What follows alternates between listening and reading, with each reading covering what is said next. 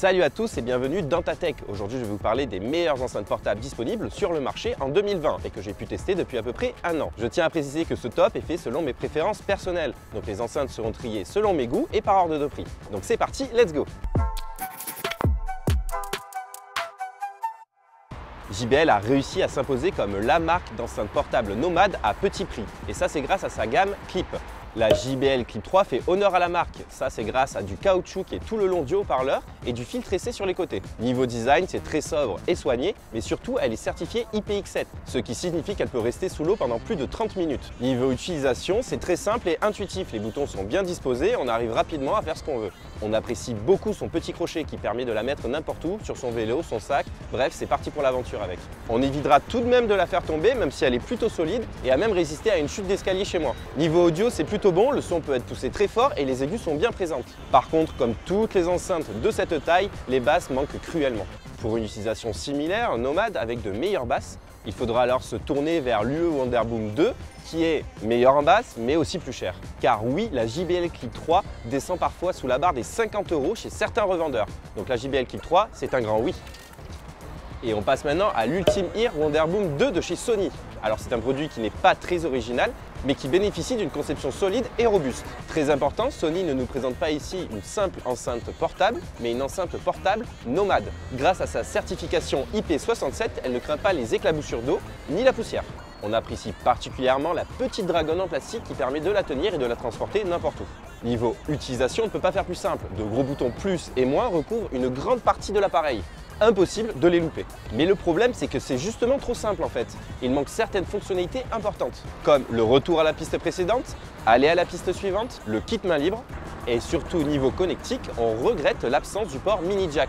En ce qui concerne l'audio, l'enceinte envoie un son puissant avec de très bonnes basses, bien plus profondes que celle de la version 1. Par contre, on remarque parfois une latence quand on lance par exemple une vidéo sur YouTube sur son téléphone et le son qui est diffusé sur l'appareil. Alors rien de très grave, ça va être par exemple 300-400 millisecondes, mais si on veut regarder un film, c'est loupé en fait.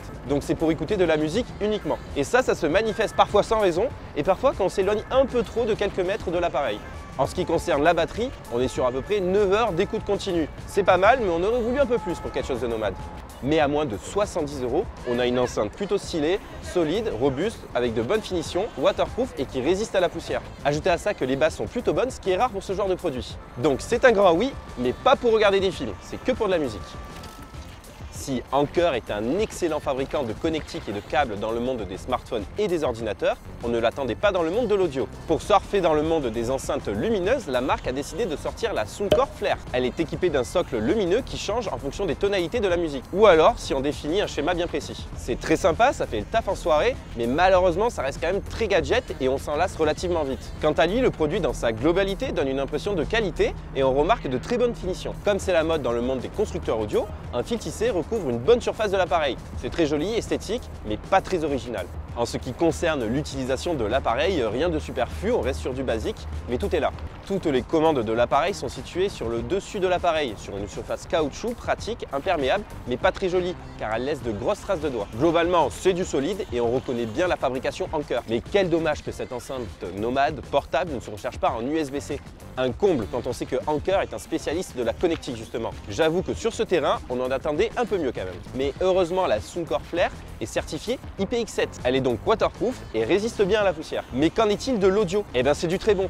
Avec deux petits haut-parleurs d'une puissance de 6 watts chacun, elle arrive à délivrer un son bon, puissant, avec de bons aigus et de bons médiums, mais qui malheureusement pêche un petit peu dans les basses. Mais rien de grave. Si pour vous les réglages de base de cette Soundcore Flare sont un peu trop médiums, vous pouvez tout changer dans l'application. Les réglages sont faciles à changer et s'adaptent au style de chacun. Enfin, on retiendra les 12-15 heures d'autonomie suivant l'utilisation et le style de musique lancé pour un prix de seulement 70 € chez la plupart des revendeurs. Donc la Soundcore Flare, c'est du très bon et en plus c'est pas cher. Alors oui, une Soundcore Flare 2 est lancée, mais pour le prix, pas beaucoup d'amélioration. Donc je conseille vraiment cette première version.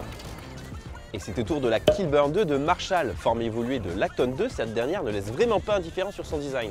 Avec une sorte de grille de micro vintage à l'avant et bien sûr le célèbre logo Marshall bien en vue. On adore bien sûr les légendaires boutons d'ampli de guitare qui se situent au-dessus et qui font le succès de la marque. Tout comme la version précédente, l'Acton 2, le son est excellent. Mais cette fois-ci, le produit a été pensé pour une utilisation extérieure, grâce à une batterie interne qui faisait cruellement défaut à l'Acton 2 justement. On note que l'appareil est compatible Bluetooth 5.0, ce qui permet notamment de connecter plusieurs appareils à l'enceinte. Niveau autonomie, on est quand même sur du 20 heures pour une utilisation en continu, ce qui est vraiment conséquent par rapport aux autres concurrents.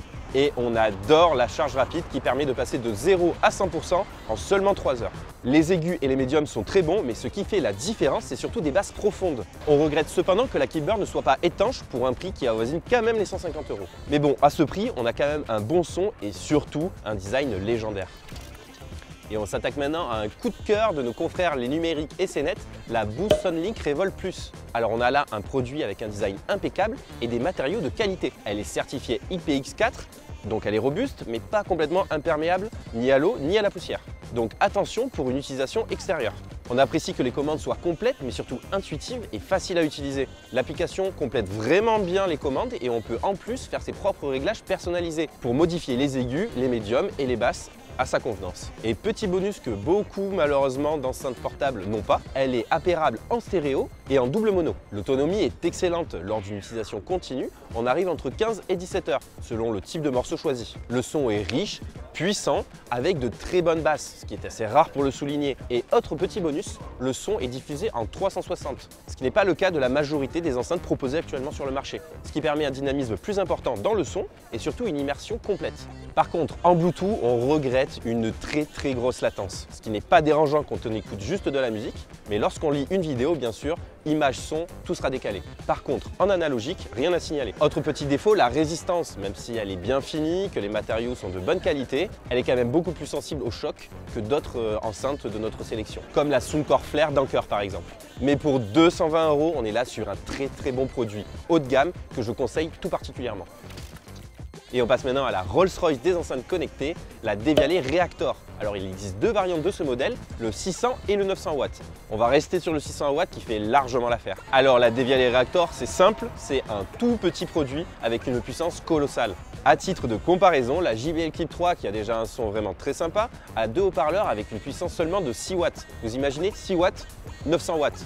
Bref, Devialet nous propose ici un produit dans la démesure. La profondeur et la réactivité des graves est juste ahurissant. Et le son délivré est juste incroyable de dynamisme. Niveau distorsion, on est là sur un contrôle quasi parfait. Ajoutez à ça que la restitution est très équilibrée, que la fabrication est bien sûr hyper haut de gamme, définition parfaite et un design juste hyper original qui à coup sûr surprendra tous vos invités. Personnellement, j'adore quand on met un son avec de grosses basses, voir l'enceinte complètement vibrer sur les côtés, enfin c'est juste magique. On remercie le constructeur d'avoir fait une application qui permet de tout configurer pas à pas et de façon très simple. Même si ici, vous l'aurez compris, on est sur un produit pour les amateurs à gros budget ou les semi-pros. Donc ce trésor de technologie est bien sûr génial, mais il n'est pas à la portée de tout le monde, car il coûte quand même 900 €. Mais ici, on paye bien sûr un design qui vous coupera le souffle à coup sûr et une puissance de son délivrée comme aucune autre enceinte ne l'a fait auparavant. Par contre, on regrette deux choses. La première, c'est qu'elle n'est pas compatible avec les assistants intelligents tels que Alexa ou Google Home par exemple, et peu de services de streaming compatibles, on pense bien sûr à Deezer ou Spotify. Et niveau connexion Wi-Fi, alors certes, on en a une,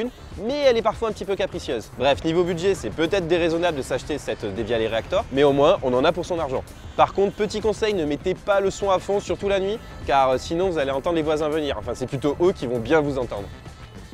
Alors on espère que ce comparatif vous aura aidé à choisir l'enceinte qui correspond à votre besoin et à votre budget. Encore une fois, je précise que ce top a été fait selon mes goûts et les produits que j'ai testés depuis à peu près un an. Si la vidéo vous a plu, n'hésitez pas à mettre un petit commentaire, un pouce bleu et à vous abonner. Nous, ça nous aide en tout cas beaucoup. On se retrouve la semaine prochaine pour un nouveau comparatif. Ciao!